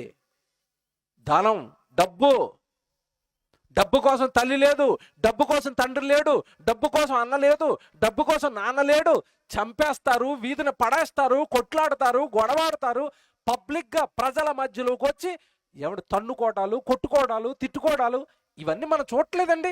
వాళ్ళ మధ్యలో ప్రేమ చచ్చిపోవడానికి గల కారణం వాళ్ళు ఈ లోకాన్ని ఏం చేశారు? బాగా ప్రేమించారు. ఓ మాట అడగనండి నేను, పోనీ ఈ ఆస్తుల కోసం ఇంతలాగా ఫైటింగ్ చేసుకుని అన్నదమ్ములు ఇద్దరు, వాళ్ళు ఏమైనా శాశ్వతంగా ఈ భూమి మీద ఉండిపోతారా? వాడు వదిలేయాలి, వీడు వదిలేయాలి. ఇద్దరు వదిలేసి వెళ్ళిపోయే లోకం కోసం కొట్టుకుంటున్నారు తప్ప శాశ్వతంగా ఉండాల్సిన పరలోకం కోసం ఏమైనా ఆలోచించారా? ఎంత బాగా రాశాడు వాక్యం చూసారా? మీరు ఈ లోకమునైనను, మీరు ఈ లోకములో ఉన్న వాటినైనను ప్రేమించకండి. అలా ప్రేమిస్తే మీలో ఏముండదు? తండ్రి ప్రేమ ఉండదు. ఓ మాట అడుగుతాను, జాగ్రత్తగా వినండి. ఈరోజు ఈ సభలు జరుగుతున్నాయంటే ₹1,000 ఖర్చు అండి, వేలకు వేలు ఖర్చు అవుతాయి. వాళ్ళు ఖర్చు పెట్టేస్తున్నారు అంటే వాళ్ళకు డబ్బు మీద ప్రేమ లేదు. ఎవరి మీద ప్రేమ ఉంది? తండ్రి మీద. ఆ తండ్రి ఇవ్వబోయే పరలోకం మీద ప్రేమ. అంటే ఈ లోకం మీద, ఈ మట్టి మీద మనం మమకారాన్ని చంపుకుంటేనే, ఈ లోకం మీద మమకారాన్ని చంపుకుంటేనే డబ్బు మీద, వెండి మీద, వస్తువుల మీద, ఆస్తుల మీద, సిరి మీద, సంపద మీద కాస్త నీ మనస్సును తగ్గించుకున్నావు అంటే దేవుడి కొరకు బ్రతకడానికి మార్గం సుగమం అవుతుంది. అపోస్తుల కార్యాలు మీరు క్షమించండి, హెబ్రీ పత్రిక మీరు చదువుకున్నారు, ఇందా చెప్పాను కదా, విశ్వాస వీరుల జాబితాని.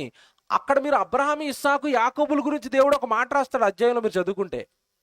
వాళ్ళకి దేవుడు అండి ఆ రోజు పాలు తేనెలు ప్రవహించు దేశాన్ని ఇచ్చాడు. ఎవరికి? అబ్రహాము, ఇస్సాకు, యాకోబులకి పాలు తేనెలు ప్రవహించు దేశం అంతా ఇస్తే వాళ్ళు బ్రతికింది ఎక్కడో తెలుసండి? గుడారాల్లో బ్రతికారు. మాకెందుకు ఈ దేశం, మాకెందుకు ఈ మట్టి, మాకెందుకు ఈ లోకమని పరసంబంధమైన దేశాన్ని వెతికారట. హెబ్రీయులకు రాసిన పత్రిక 11వ అధ్యాయం తీయండి. హెబ్రీయులకు రాసిన పత్రిక 11వ అధ్యాయం తీయండి అందరూ. 13వ వచనం చదువుదామా? 13 కాదు, 14 చదువుదాం. 14, 15, 16 క్షమించండి. హెబ్రీ పత్రిక 11వ అధ్యాయము 15. పైన చదివితే టైం అయిపోతే 15 చదువుతాం. వారు ఏ దేశము నుండి వచ్చిరో ఆ దేశమును జ్ఞాపకం అందించుకున్న ఎడల మరలా వెళ్ళుటకు వారికి వీలు కలిగి ఉండును. అయితే వారు మరీ శ్రేష్టమైన దేశమును, అనగా పరలోక సంబంధమైన దేశమును కోరుచున్నారు. అబ్రహాము, ఇస్సాకు, యాకోబులు ఏం కోరుకున్నారట? పరలోక సంబంధమైన దేశం. ఈ మట్టి లోకం మాకెందుకు? ఈ మట్టి లోకంలో నువ్వు ఇచ్చిన కనాను దేశం, పాలు తేళ్లు ప్రవహించే దేశం, దేశం అండి వాళ్ళకి ఇచ్చింది ఆ రోజు. మాకెందుకయ్యా ఇది? మేము ఉండం కదా ఈ లోకంలో, 60-70 ఏళ్ళు ఉండే ఈ లోకంలో, ఆస్తులు మేమేం చేసుకోవాలి? నీ లోకం నిత్యలోకం, మేము మరణం అనంతరం నిత్యం ఉండిపోయే లోకం, మాకు ఆ లోకం కావాలయ్యా అని అడిగారట. వాళ్ళు ఈ లోకాన్ని ప్రేమించలేదంటే, ఒకవేళ వాళ్ళు ఈ లోకాన్ని ప్రేమించుంటే గనుక ఈ లోకంలో వాళ్ళు దేవుడి కోసం ఖచ్చితంగా బ్రతకలేకపోయేవారు. వాళ్ళకి ఏదో మట్టి సంబంధించిన ఆశ భక్తిలో నుంచి వాళ్ళని వెనక్కి లాగేసేది. ఈ మట్టి లోకాన్ని జయించారు గనక, మట్టి మీద ఆశను చంపుకున్నారు గనక పరలోకం కోసం వాళ్ళు బ్రతకగలిగారు. మీకు అర్థం కావడానికి ఉదాహరణ చెప్తానండి. ఈ లోకాన్ని ప్రేమిస్తే దేవుడికి అసహ్యమా మనం అంటే? ఖచ్చితంగా. మీరు ఈ లోకమునైనను, లోకములో ఉన్న వాటినైనను మీరేం చేయకూడదు? ప్రేమించకూడదు. ఓ మాట అడుగుతాను, ఈ లోకాన్ని ఎవరు చేశారు చెప్పండి?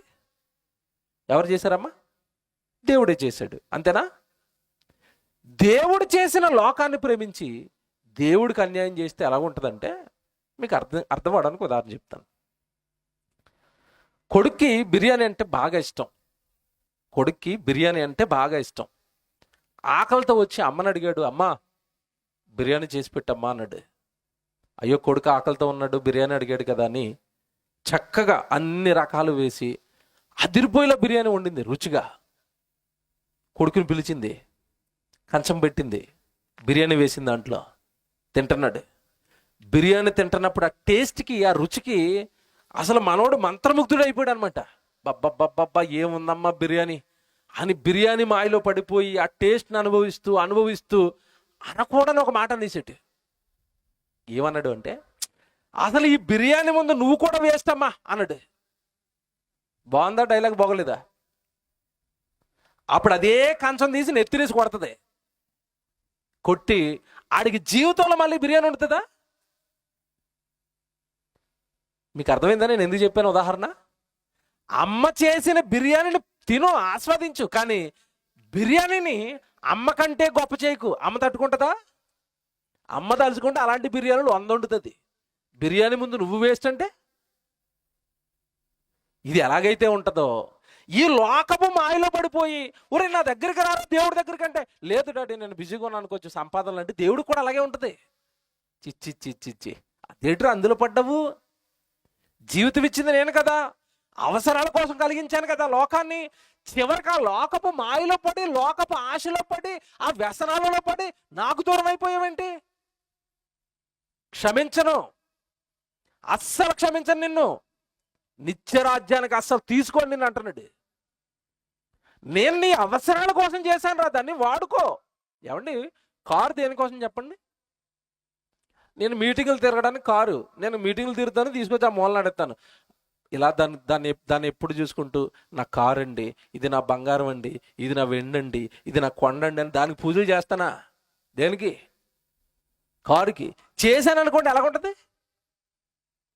చిచ్చి కారు ఏట్రా బాబా, అది పోతే ఇంకోటి ఇస్తాడు. ఎవరు? తండ్రి. దీని మాయలో పట్టవేటి నేను? ఎవరి మాయలో ఉండాలి? దేవుని మాయ, దేవుడి ప్రేమ, దేవుని పని.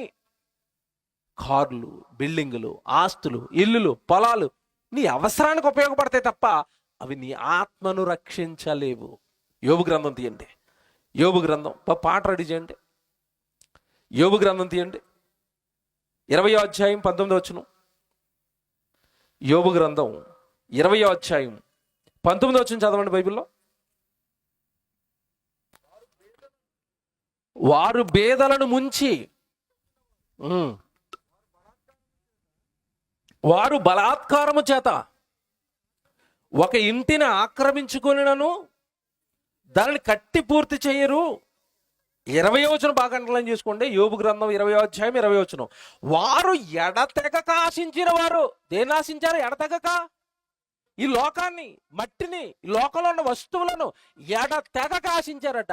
వారు ఎడతెగక ఆశించిన వారు తమ ఇష్ట వస్తువులలో ఒకదాని చేతనైనను తమ్మును తాము రక్షించుకొనలేరు. అంటే అర్థం ఏంటి? నువ్వు లోకంలో బంగారాన్ని ఇష్టపడ్డావా? అది నీ ఆత్మను రక్షించదు. డబ్బుని ఇష్టపడుతున్నావా? రక్షించదు. నీకు కావలసినంత నీ కొరకు వాడుకుంటూ మిగిలిందంతా దేవుడి కొరకు ఖర్చు పెట్టు. దేవుడు పని చేయి, సేవ చేయి, ఆత్మల రక్షణ కొరకు వాడు, సంఘాలను నిర్మించడం కోసం వాడు, సువార్తల కొరకు వాడు. అది కదండి జీవితం అంటే, అది కదండి భక్తి కలిగిన జీవితం అంటే. పౌలు గారు ప్రభువులోకి ఎప్పుడైతే వచ్చాడో తనకున్న ఆస్తిని అంతా ఎలా ఎంచుకున్నాడట? పెంటగాను నష్టముగాను ఎంచుకున్నాను, ప్రభువే నా జీవితం, ఈ ఆస్తులు సువార్త కొరకు వాడేస్తానని వాడేసేటి. ఏమన్నా ఏముందండి మట్టి లోకంలో? మనం ఉండను కదండి ఈ లోకంలో. ఎంత సంపాదించుకున్నా, ఎంత కూర్చుకున్నా కళ్ళ ముందు చూడడానికి తప్ప అనుభవించడానికి పనికిరాని ఈ లోకం పైన మమకారం పెంచుకుని పరలోకాన్ని మిస్ చేసుకుంటున్నారు చాలామంది. అలాగే నేను ఏమండి మీరు పని చేసుకోవద్దు, తినొద్దు, త్రాగొద్దు, సంపాదించుకోవద్దు ఇది చెప్పడం లేదు. అతిగా వాటిపైన డిపెండ్ అవ్వకండి, అతిగా వాటి మాయలో పడకండి. మీ అవసరాలకి సరిపడ చాలు, తిండి, బట్ట, ఉండడానికి ఒక నివాసం ఎనఫ్. 60-70 ఏళ్ళు దేవుడి కోసం బ్రతకండి, దేవుడికి సేవకుండా సాకారులుగా ఉండండి, దేవుడి కొరకు బ్రతకండి. నేను మాట చెప్పనండి, మాట చెప్తాను నేను, ఇది నిజమో కాదో ఆలోచించండి. నేను ఇలాగ ఆలోచించండి. ఫస్ట్ నేను ఒక పాట రాసానండి, ఆ పాట ఇప్పుడు వేస్తాను. నేను రాసిన ఫస్ట్ పాట అండి అది. వేస్తారు తెర మీద, ఇప్పుడు మీరు చూద్దరు. కానీ నేను ఈ లోకాన్ని చూసినప్పుడు నాకు డౌట్ వచ్చిందండి. మనిషి తినడానికి చక్కగా ఒక చిన్న ఉద్యోగం చేసుకుంటాడు, ఇల్లు ఉంటుంది, ఏదో అలా జీవితం కొనసాగుతూ ఉంటుంది. చాలు తండ్రి ఈ స్థితి, నేను నీ కొరకు బ్రతుకుతానని ఆలోచించడు. ఇంకా ఏదో చెయ్యాలి, ఇంకా ఏదో చెయ్యాలి, ఇంకా ఏదో చెయ్యాలి ఈ లోకంలోనని దేవుడికి దూరం అయిపోతూ ఉంటాడు. ఎవడు మనుషులు ఇది జరుగుతుంది. మన చుట్టూ కళ్ళ ముందున్న జీవులు చూడండి, ఒక కుక్క చూడండి, ఒక ఆవు చూడండి, ఒక గేదె చూడండి, ఒక పక్షి చూడండి, ఏదైనా ఎక్స్ట్రాగా ఈ లోకంలో సంపాదించాలనుకుంటాయండి అవి. ఆవు ఎప్పుడైనా నేను ఒక ఇల్లు కట్టుకోవాలనుకుంటుందా? నేను తినడానికి వచ్చే సంవత్సరం ఎలా ఉంటుందో లేదో 4 గడ్డి మీట్లు ఎక్స్ట్రా వేయించుకుందాం అనుకుంటుందా? అసలు అవి ఏంటోనండి, ఉన్నావా లేవా అన్నట్టుగా ఉంటాయి. పెడితే తింటాయి, లేకపోతే పరలోకంలో ఉన్న తండ్రి వైపు చూస్తూ ఉంటాయి. లోకాన్ని ఆశించవు జీవులు. ఆశించకపోగా ప్రతి జీవి మనిషికి సేవ చేస్తుంది. కొన్ని సందర్భాల్లో దేవుడు ఈ జీవులని నా సేవకు నువ్వు కావాలని అడిగినప్పుడు పిల్లలు చేయవలసిన సేవ కొన్ని సందర్భాల్లో జీవులు దేవుడికి చేశాయి. కొన్ని సందర్భాల్లో దైవజనులకి సహకారులుగా ఉపయోగపడ్డాయి జీవులు. లోక మాయలో పడలేదవి, పరలోకంలో ఉన్న కన్నతండ్రిని మహిమపరిచాయి. ఎలా మహిమపరిచాయో ఈ పాట వేస్తారు మీరు చూడండి. మనిషి మట్టిని హత్తుకున్నాడు, కానీ భూమి మీద ఉన్న ప్రతి జీవి, ప్రతి వృక్షం, ప్రతి జాతి పరలోకంలో ఉన్న దేవుడిని హత్తుకుంది. ఎలా హత్తుకున్నాయో పాట రాశాను, మీరు పాట వేస్తారు చూడండి. లైట్స్ ఆపండి. సృష్టి అందాలను చూసి ఆనందపడుతున్నారు కొందరు, సృష్టిని అనుభవించి సంతోషపడుతున్నారు మరికొందరు, సృష్టిని చూసి శాస్త్రాలు రాసుకున్నారు ఇంకొందరు, సృష్టిలోని జీవులను చూసి వస్తువులను కనిపెట్టుకున్నారు ఎంతోమంది మేధావులు. కానీ సృష్టి మనిషికి బోధ చేస్తుందని గ్రహించుకోలేకపోయారు. తాను దేవునికై బ్రతుకుతూ మనిషిని దేవుని కొరకు బ్రతకమని సృష్టి ఎలాంటి పాఠాలు నేర్పిస్తుందో ఈ పాట చూడండి. దేవుని కొరకు బ్రతకటం నేర్చుకోండి.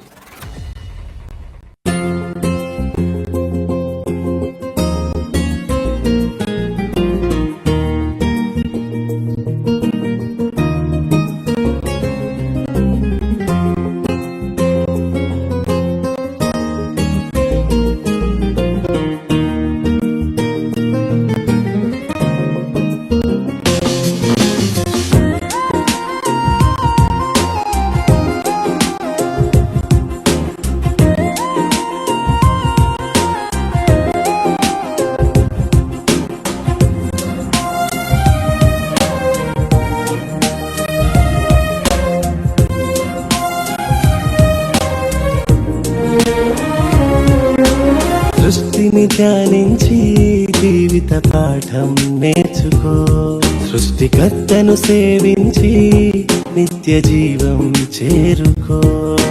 ప్రకృతి నేర్పే పాఠాలు, పవిత్ర దేవుని శాసనాలు, విశ్వమంతా దేవుని విద్యాలయములు. ఈ పంచభూతాలు చేసే సేవలు, నీ తండ్రికి చేసే సేవకు సహకారులు. నీ సేవ కోసం పుట్టినవే తండ్రికి సేవలు చేస్తుంటే, తండ్రి కోసమే పుట్టిన నీవు తనువు సేవలో మునిగిపోయావా? నీ సేవ కోసం పుట్టినవే తండ్రికి సేవలు చేస్తుంటే, తండ్రి కోసమే పుట్టిన నీవు తనువు సేవలో మునిగిపోయావా? సృష్టిని ధ్యానించి జీవిత పాఠం నేర్చుకో, సృష్టికర్తను సేవించి నిత్య జీవం చేరుకో.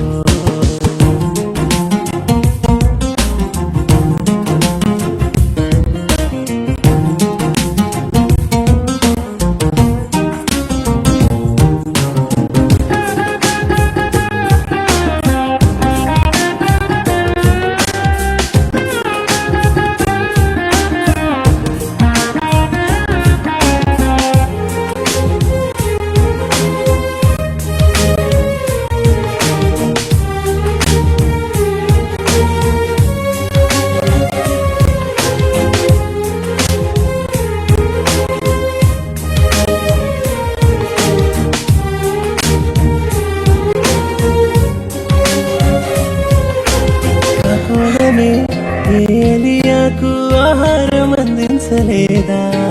ప్రతిపక్షి ప్రభు ప్రతి ఆజ్ఞను పాటించలేదా? ఫరోకు బుద్ధి చెప్పుటకు పరుగులెత్తిన సైన్యము, ప్రవక్త కనులు తెరువుటకు బాధ భరించిన గాటవము. మట్టి నుండి పుట్టినవే మహోన్నతుని మహిమ పరుస్తుంటే, మహాశక్తికి పుట్టిన నీవు మట్టికి బానిసవయ్యా. మట్టి నుండి పుట్టినవే మహోన్నతుని మహిమ పరుస్తుంటే, మహాశక్తికి పుట్టిన నీవు మట్టికి బానిసవయ్యా. ప్రాణము ఇచ్చే పాఠాలు నేర్పుతుంది ప్రతి జీవి జీవితం ప్రతిరోజు నీకే. ఇకనైనా మార్చుకోవా, ప్రాణము ఇచ్చేగా ఎదగాలని జీవితం ఆ దేవుని కొరకే. సృష్టిని ధ్యానించి జీవిత పాఠం నేర్చుకో, సృష్టికర్తను సేవించి నిత్య జీవం చేరుకో.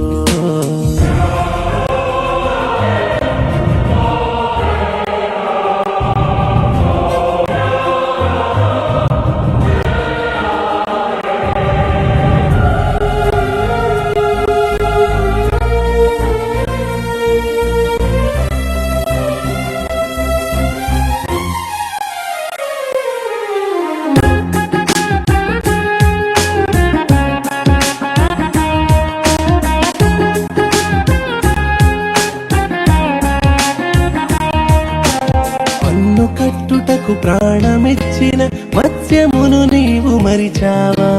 రక్షకుని మోయడం భాగ్యమన్న గాధవంను గుర్తించావా? ఈ గాలి ప్రతిగమనం ఆ దేవుని ఆదేశమని, ఆ దేవుని ప్రతి నిర్ణయము పాటిస్తున్నది జ్ఞానమని. వృక్ష జాతి, పక్షి జాతి, జంతు జాతి, జలచరములు ప్రాణాలు ఇచ్చుటకు ఇష్టమంటే, ప్రభువు ప్రవక్తలు అపోస్తలులు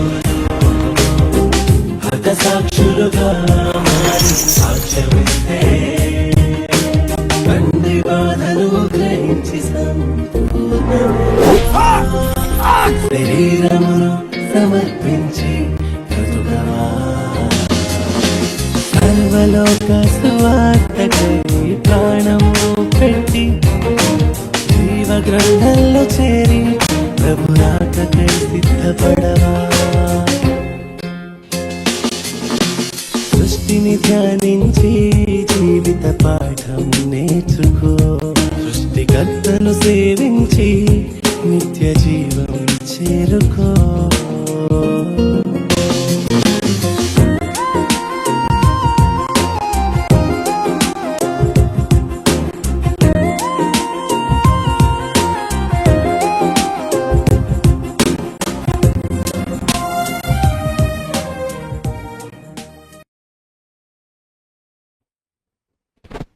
పుట్టిన నువ్వు మట్టికి బానిసవయ్యావా అని రాశాను. ఈ పాఠమే ఆ పాటలో పెట్టానండి. దేవుని పిల్లలరా, ఆఫ్టర్ ఆల్ మట్టిలో నుండి పుట్టిన జీవులవన్నీ దేవుణ్ణి ఎంత బాగా మహింపరుస్తున్నాయి. ప్రభుని మోసింది ఒక గాడిద, ప్రవక్త ఏలియా గారికి ఆహారం పట్టుకొచ్చే కాకులు, ఆనాడు వాళ్ళలో ఉండిపోయిన నోహు గారికి సమాచారాన్ని పట్టుకొచ్చింది ఒక పావురం. ఎన్ని చూపించాను చూసారా జీవులు. ప్రవక్తకు బుద్ధి చెప్పడానికి ఒక గాడిద. చివరికి అవన్నీ ప్రాణాలు ఇచ్చి మనల్ని బ్రతికిస్తున్నప్పుడు మహాశక్తి దేవుడి నుండి, దేవుడిలో ఉన్న ఆత్మలో నుండి పుట్టుకొచ్చిన మనం దేవుడి కోసం ఇంకెంతలాగా బాగా బ్రతకాలి మీరు ఆలోచించండి. దేవుని పిల్లలరా, మట్టి లోకం పైన మమకారం పెంచుకున్నామా? ఏముండదు. చివరికి మరింత చదువుకున్న మాటే, ఉగ్రత దినమందు ఆస్తి అక్కరకు రాదు అని రాయించాడు. ఆ మాట చూడండి, సామెతల గ్రంథం 11వ అధ్యాయం 4వ వచనం చూడండి బైబిల్లో. సామెతల గ్రంథం 11వ అధ్యాయము 4వ వచనం. సామెతల గ్రంథం 11వ అధ్యాయం 4వ వచనం చూద్దాం. ఉగ్రత దినమందు ఆస్తి అక్కరకు రాదు, నీతి మరణము నుండి అంటే మనల్ని రక్షించేది ఏది చెప్పండి ఇప్పుడు? ఆస్తి కాదట, నీతి. దేవునికి ఉగ్రత వస్తే, దేవునికి కోపం వస్తే, దేవుని రెండో రాకడ జరిగిపోతే మన దగ్గర ఉన్న ఆస్తి ఏమీ అక్కరకు రాదు. ఈ ఆస్తిని పెట్టుకొని మీ దగ్గర నాకు పరలోకాన్ని ఇవ్వండి అంటే ఇవ్వడు దేవుడు. నీ ఆస్తిని, నీ దగ్గర నీకున్న స్థితిని సత్క్రియలు అనే ధనం రూపంలో మార్చి ఆ ధనాన్ని దేవుడి దగ్గర పెట్టి నువ్వు అడగాలి నిత్య జీవం, పరలోకం అనే జీతాన్ని. సత్క్రియలు అను ధనము కలిగిన వారుగా క్రైస్తవులు మారాలి. లోక సంబంధమైన ధనం దేనికి పనికిరదు. ఎవడు మీకు తెలియదు కాదు, కరోనా లాంటి ఒక భయంకరమైన రోగం వచ్చినప్పుడు ఆ రోజు డబ్బున్న వాళ్ళు, అధికారం ఉన్న వాళ్ళు, ఆస్తులు ఉన్న వాళ్ళు అందరూ ఎవరి వైపు చూశారు చెప్పండి? ఆ రోజు నిజాలు మాట్లాడుకుంటే ఎవరి వైపు చూశారు? దేవుని వైపు. ఆస్తులు ప్రాణాలు కాపాడయ్యా, అధికారాలు ప్రాణాలు కాపాడయ్యా. ఆ రోజు భూమి మీద ప్రాణాలు కాపాడింది ఒకే ఒక ఆయన దేవుడు. అందరూ చేతులెత్తి నమస్కారం చేశారు. చివరికి డాక్టర్లు కూడా వాళ్ళ ప్రాణాలు చేతులతో పెట్టుకుని దేవా దేవా అని దేవుడి వైపు చూశారు. ఆ కళ్ళు, ఆ పరిస్థితి మర్చిపోయారేమో మీరు. దేవునికి ఉగ్రత వస్తే ఆస్తి, డబ్బు, నీ అధికారం, నీ చదువు, నీకు ఉన్నవి ఏవి పనికిరావు. కానీ నీతి అట, చివరి మాట ఎంత బాగుందో, రెండో మాట అక్కడ, నీతి మరణము నుండి మనల్ని ఏం చేస్తుందట? రక్షిస్తుంది. నీతిమంతులు ఎంతో మందిని దేవుడు భౌతిక మరణం నుండి రక్షించినట్టుగా బైబిల్లో మనం చూస్తాం. షడ్రక, మేషాక, అబేద్నెగోల్ని ఎక్కడేశారు? పట్టుకెళ్ళి అగ్నిలో వేశారు. దేవుడు కాపాడా? కాపాడబడ్డానికి వాళ్ళకు ఉన్నది ఏంటి చెప్పండి? ఆస్తి కాదండి, అధికారం కాదండి, డబ్బు కాదండి. వాళ్ళు ఆ రోజు కాపాడింది ఏంటి చెప్పండి? నీతి. నీతి అనగానే అబ్రహాము దేవుణ్ణి నమ్మెను, అది అతనికి నీతిగా ఎంచబడెను. నీతి అనగానే దేవుణ్ణి నమ్మటం. రోమ 3:4 ఉంటుంది ఇది. అబ్రహాము దేవుణ్ణి నమ్మాడు, అది అతనికి నీతిగా ఎంచబడింది. నీతి మరణము నుండి రక్షిస్తుంది అంటే నువ్వు దేవుణ్ణి నమ్మావా? దేవుడున్న మహాలోకాన్ని నమ్మావా? యేసుక్రీస్తుల రెండో రాకడలో నేను పరలోకానికి వెళ్ళిపోవాలని నమ్మి బ్రతుకుతున్నావా? చాలా మందిలో చూస్తామండి నామకార్థ భక్తి అండి. పేరుకు క్రైస్తవులు బైబిల్ పట్టుకుని గుడికి వస్తారు. నేను పరలోకం వెళ్ళాలని ఆశ ఉండదు, పరలోకం వెళ్ళాలన్న ప్రార్థనలు ఉండవు, దేవా నన్ను నీ లోకానికి, నీ రాజ్యానికి చేర్చుకున్న జీవితం ఉండదు, ఆశలు ఉండవు, ఆలోచనలు ఉండవు. ఎప్పుడూ ప్రభు దగ్గరికి వచ్చి కూడా ఈ లోకం లోకం లోకం లోకం. తప్పండి, తప్పు.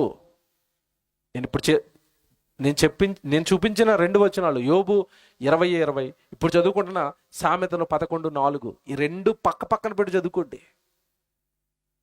పక్కన పెట్టి చదువుకోండి. నీ ఇష్ట వస్తువులలో ఏది కూడా నేను ఏం చేయదన్నాడు? రక్షించదు. ఇక్కడికి వచ్చేసరికి అంటున్నాడు ఆస్తి అక్కరకు రాదు, నీతి మాత్రమే మరణం నుండి ఏం చేస్తుంది? రక్షిస్తుంది. నేను ఒక 100 కార్లు కొనేసి యేసుక్రీస్తులో రెండో రాకడలో, అయ్యా నాకు చాలా కార్లు ఉన్నాయి, BMW కారు తీసుకుని నాకు పరలోకాన్ని ఇయ్యని అడుగుతావా? ఇస్తాడా? దేని మీద నీ ఫోకస్? మట్టి మీద, మట్టి లోకం మీద. బైబిల్లో దేవుడు స్పష్టంగా ఒక మాట రాశాడు, నువ్వు క్రైస్తవుడివా అయితే బలంగా ఈ మాట నమ్ము అన్నాడు. పిలిపిలికి రాసిన పత్రిక తీయండి. పిలిపిలికి రాసిన పత్రిక, క్షమించండి, కొలసి పత్రిక చూద్దాం ముందు. కొలసీలకు రాసిన పత్రిక 3వ అధ్యాయం 1వ వచనం చూడండి. కొలసి పత్రిక 3వ అధ్యాయం 1వ వచనం. మీరు క్రీస్తుతో కూడా లేపబడిన వారైతే, చూసారా పదం? మీరు క్రీస్తుతో కూడా లేపబడ్డారా? ఏమంటే ఎప్పుడు లేపబడ్డాం మనం క్రీస్తుతో కూడా అంటే బాప్తిసం అనే కార్యక్రమంలో తిరిగి లేపబడ్డాం. మొదటి పునరుత్థానం అయిపోయింది. బాప్తిసం అనగానే మొదటి పునరుత్థానం బైబిల్ ప్రకారం లేపబడ్డాం. 3వ అధ్యాయం 1వ వచనం అంటున్నాడు, మీరు క్రీస్తుతో కూడా లేపబడిన వారైతే పైనున్న వాటినే వెతకండి. పైనున్న వాటినే వెతకండి. పైన అంటే అమ్మా ఒకసారి పైకి చూడండి, ఏం కనబడుతున్నాయి? పైన ఉన్న వాటిని వెతకండి అంటే చాలా మంది చంద్రమండలం మీద స్థలం అనుకుంటున్నారు. మనోళ్ళు కూడా చంద్రమండలం మీద ఫ్లాట్లు కొంటున్నారట. యేసుప్రభు వస్తే చంద్రమండలం ఉండదు, భూమండలం ఉండదు, ఏ మండలం ఉండదమ్మా, అన్ని మసి అయిపోతాయి. తెలుసా మీకు? నక్షత్రాలు సైతం లైవ్ అయిపోతాయని రాయించాడు బైబిల్లో. 2 పేతురు 3వ అధ్యాయం చదువుకోండి, అంతా అదే. ఏముండవండి, లైవ్ అయిపోతాయండి, కరిగిపోతాయండి. పైనున్న వాటిని వెతకండి అంటే స్టెఫను చూశాడు పైన ఏముందో. ఏం చూశాడు? రాళ్లతో కొట్టి చంపేస్తుంటే స్టెఫన్ని ఏమని ప్రార్థన చేస్తున్నాడు? ఆకాశము తెరవబడుటయు, ఆకాశానికి ఆవల ఎవరున్నారట? పరలోకం. ఆ పరలోకంలో తండ్రి కుడి పార్శ్వన కూర్చుండి ఉన్న యేసుక్రీస్తుల వారు, అడుగో నా ప్రభు మీరు కొట్టండి రా, చంపండి, నేను ఆ లోకానికి వెళ్ళిపోతాను అన్నాడు. అంటే నిత్యరాజ్యం, పరలోకం ఎక్కడుంది ఇప్పుడు? ఆకాశానికి ఆవల. అందుకే చూడండి, యేసుక్రీస్తుల వారు భూమి మీద ఉండగా ప్రార్థన చేసినప్పుడు ఎలా ప్రార్థన చేస్తాడు? ఆకాశం వైపు కన్నులెత్తి పరలోకమందున్న మా తండ్రి, యోహాను సువార్త 17వ అధ్యాయం, పైనుంది ఆకాశం. అసలు ఆకాశం, పరలోకం పైనుంది. అందుకే అంటున్నాడు అక్కడ కొలసి పత్రిక 3:1 ఏమంటున్నాడు? మీరు పైనున్న వాటి మీదనే కానీ భూ సంబంధమైన వాటి మీద మీరు మనస్సు పెట్టుకొనకూడదు. ఇంతకీ ఏమున్నాయి పైన చెప్తున్నాడు తర్వాత వచనంలో. ఎలయనగా మీరు మృతి పొందితిరి, మీ జీవము క్రీస్తుతో కూడా దేవుని యందు దాచబడి ఉన్నది. మనకు జీవమై ఉన్న క్రీస్తు ప్రత్యక్షమైనప్పుడు మీరును ఆయనతో కూడా మహిమయందు పరచబడుదురు. మీ జీవం క్రీస్తుతో కూడా ఉంది. ఆ జీవం ప్రస్తుతానికి పరలోకంలో ఉంది. ఆ జీవాన్ని పట్టుకుని రావాలి ఆయన. ఆ జీవాన్ని మీకు ఇచ్చి మిమ్మల్ని పరలోకానికి తీసుకెళ్ళిపోవాలన్న కనుక మీరు పరలోకాన్ని చూడండి. భూ సంబంధమైన వాటి మీద మీరు మనస్సును పెట్టుకోకండి. కన్ఫామ్గా చెప్పింది బైబిల్. భూమి గురించి ఆలోచించకండి. ఏముంది, 3-4 ముచ్చట 60-70 ఏళ్ల జీవితం ఇది. దేవుని పిల్లలారా, చివరిగా మాట చెప్తాను, పాట వేస్తారు, ముగించేస్తాను. క్రీస్తు మొదటి రాకడలో అందరి కొరకు వచ్చాడు, ప్రాణం పెట్టడానికి వచ్చాడు, రక్షించడానికి వచ్చాడు. కానీ క్రీస్తు రెండవ రాకడలో ఆయన నమ్మి ఆయన రాయించిన మాటలు బైబిల్లో ఉన్నాయి చూశారు, ఆ మాటలు పట్టించుకోకుండా బ్రతుకుతున్న వారిని శిక్షించడానికి వస్తున్నాడు. రోమపత్రిక 8వ అధ్యాయం 34వ వచనం చూడండి, బైబిల్ ఏమనుందో. రోమపత్రిక, పాట రెడీ చేయండి. రోమపత్రిక 8వ అధ్యాయం 34వ వచనం చూడండి. శిక్ష విధించు వాడెవడు? చనిపోయిన క్రీస్తు యేసే. యేసుప్రభు ఏం చేస్తాడటమ్మా? శిక్ష వేస్తాడా? యేసుప్రభు గురించి మనం ఇంతకాలం ఏం చదువుకున్నాం? ఏమంటే యేసుప్రభు గురించి తీసిన సినిమా పేర్లు చెప్పండి. ప్రేమమయుడు, ఇంకా దయామయుడు, ఇంకా కరుణమయుడు, ఇంకా కృష్ణ గారి సినిమా శాంతి సందేశం. ఎప్పుడూ ప్రేమే, ఎప్పుడూ కరుణే, ఎప్పుడూ దయే. ప్రేమమయుడు, కరుణమయుడు, కొరడమయుడుగా మారొస్తున్నాడు రెండవ రాకడలో. మొదటి రాకడలో ప్రేమించడానికి వచ్చాడు, రెండవ రాకడలో కొరడా పట్టుకుని వస్తున్నాడు. ఒరే, నేను ప్రాణం పెట్టినా నా కోసం బ్రతకవా? బైబిల్ రాయించి నీ చేతుల్లో పెట్టినా లోకపు మాయలోనే బతుకుతావా? ఆ లోకపు వ్యసనాల్లో పడిపోయావా? నా కోసం బ్రతకలేదా? నా కోసం జీవించలేదా? నా ఆత్మలను రక్షించలేదా? నా సేవలో నువ్వు ఉండలేదా? నా సువార్తను ప్రకటించలేదా? నేను నీ కొరకు ప్రాణం పెట్టాను కదా, నా కోసం నువ్వు ఏమి ఇవ్వలేదా? ఏమి పెట్టలేదా? శిక్ష విధించువాడు చనిపోయి నీ కొరకు ప్రాణం పెట్టిన క్రీస్తు యేసే. ప్రాణం పెట్టిన దానికి విలువ నువ్వు చూపించలేదు భూమి మీద. నీ బ్రతుకులో నువ్వేం పెట్టలేదు ఆయన కోసం. ఆయన మన నిమిత్తము తన ప్రాణం పెట్టాను. తర్వాత ఏమన్నా చెప్పండి బైబిల్లో? మనము మన సహోదరుల నిమిత్తము ప్రాణము పెట్ట బద్ధులమై ఉన్నాము. 1 యోహాను 3:16 ఉంటుంది ఇది. ఆయన మన కోసం ప్రాణం పెట్టాడు. మనం మన సహోదరుల కోసం ఏం చేయాలట? ప్రాణం పెట్టాలి, జీవితం పెట్టాలి, బ్రతుకుని పెట్టాలి, ఆత్మలో రక్షించాలి, అనేక మందిని సంఘంలోకి నడిపించాలి. అలాంటి జీవితం కనుక నీలో లేకపోతే మొదటి రాకడలో కరుణామయుడిగా వచ్చాడు, రెండవ రాకడలో ఎలా వస్తున్నాడో ఈ పాట వేస్తారు. పాట తర్వాత నేను ప్రార్థన చేసేస్తాను. పాట అయ్యండి. లైట్స్ ఆఫ్ చేయండి.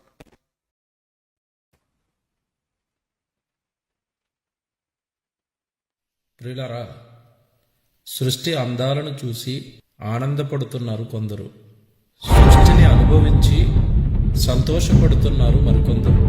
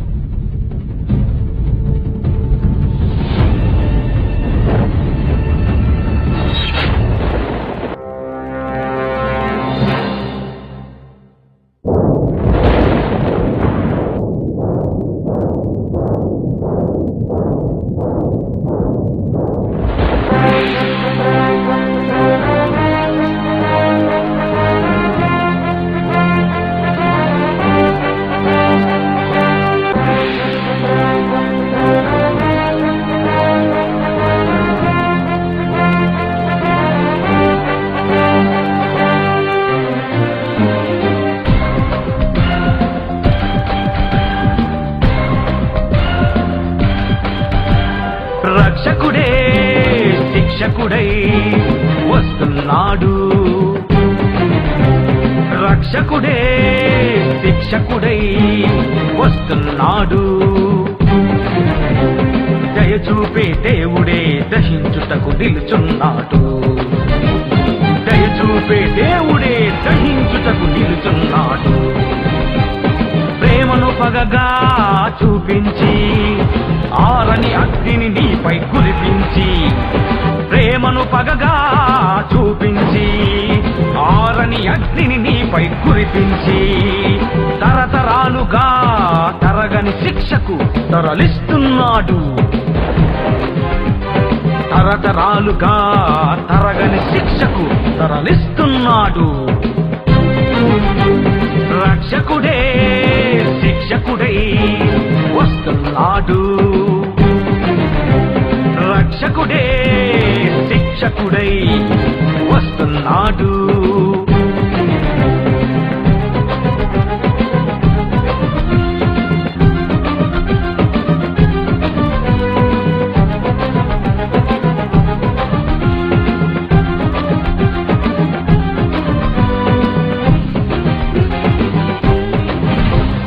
భారము మోసే నా ప్రజలారా రండని పిలిచిన దేవుడే.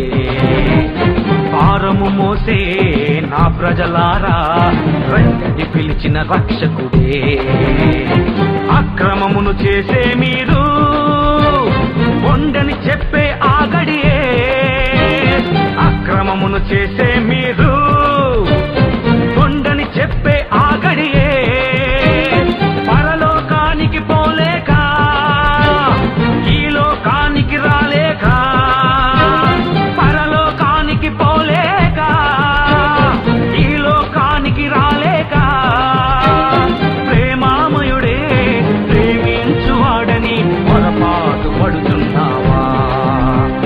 కరుణామయుడే కరుణించువాడని పొరపాటు పడుతున్నావా?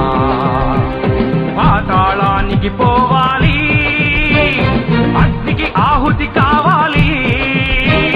పాతాళానికి పోవాలి, అగ్నికి ఆహుతి కావాలి. రక్షకుడే శిక్షకుడై వస్తున్నాడు. రక్షకుడే శిక్షకుడై వస్తున్నాడు.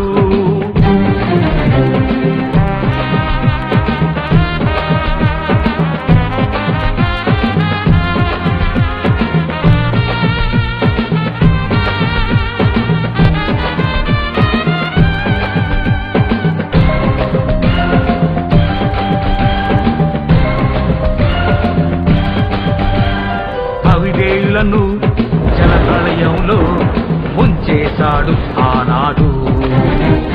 కామాంధులను సొదొమాలో కాల్చేశాడు మరునాడు. సృష్టికి భయపడే నీవు సృష్టికర్తకు భయపడవా? సృష్టికి భయపడే నీవు సృష్టికర్తకు భయపడవా? ప్రేమామయుడే ప్రేమించువాడని పొరపాటు పడుచున్నావా?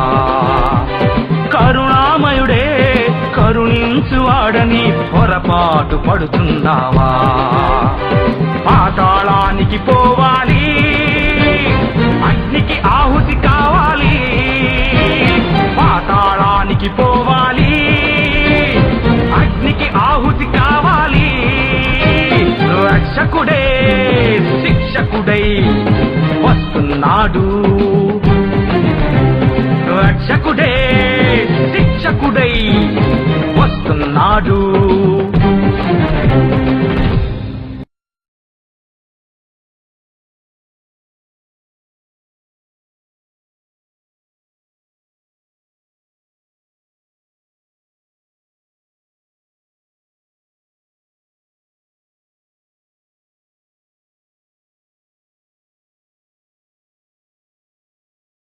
జీవితాన్ని మార్చుకోను.